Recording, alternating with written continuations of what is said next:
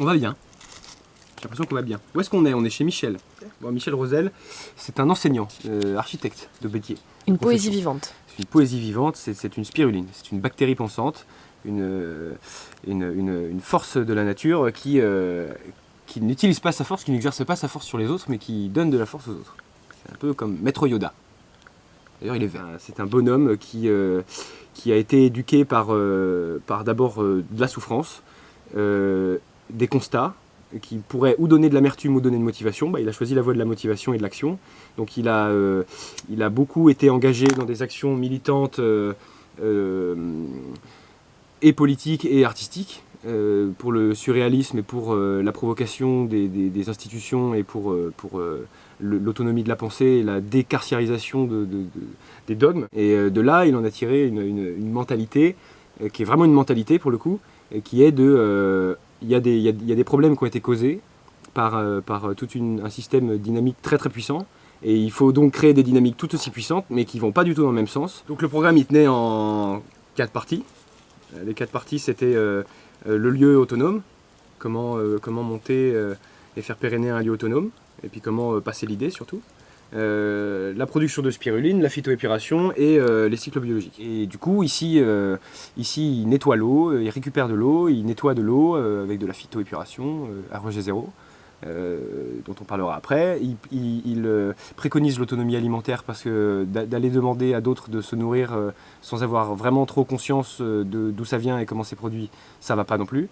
Donc autonomie alimentaire par production de spiruline, par plantation d'arbres fruitiers en compostant les déjections humaines, qu'il y a tous les jours normalement, sauf quand on fait une cure de raisin. Et puis enseigner.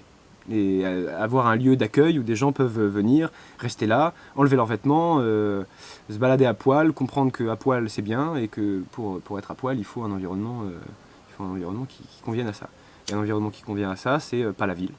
Donc comment aussi se sortir des marasmes de la vie urbaine et des logiques de la vie urbaine qui sont En se réintégrant dans les cycles. Voilà, en redevenant bactérie. Et en répondant à ses besoins primaires. Tout à fait. En répondant à ses besoins primaires, qui est de manger, dormir sous un abri, boire de l'eau potable, aimer, être aimé, se transporter gratuitement. Et donc, on peut aller voir son lieu, ouais. On peut aller se balader un peu. Yes. On continue dans la maison, dans laquelle, à partir du moment où on a pénétré, on devient œuvre d'art. Donc c'est très intéressant tout ça. Et pareil, phytoépuration, statue, jardin intérieur, des escaliers qui montent dans des endroits on ne sait pas où. C'est les surprises. C'est un bâtiment qui va combattre l'enfermement humain. Donc on n'est jamais enfermé. Il y a toujours plein de sorties, plein d'orifices. Et voici le grand utérus, le grand vagin. Pareil, on se sent bien dedans. Il y a pas, on sait pourquoi on se sent bien dedans. Voilà, pièce centrale qui communique avec toutes les grandes pièces de la maison, ossature en bois, fabrication de choses artistiques, ouverture sur le monde de tous les côtés, etc. Des portes en tonneaux, des chambres, Voilà, marquer le présent avec une pensée futuriste.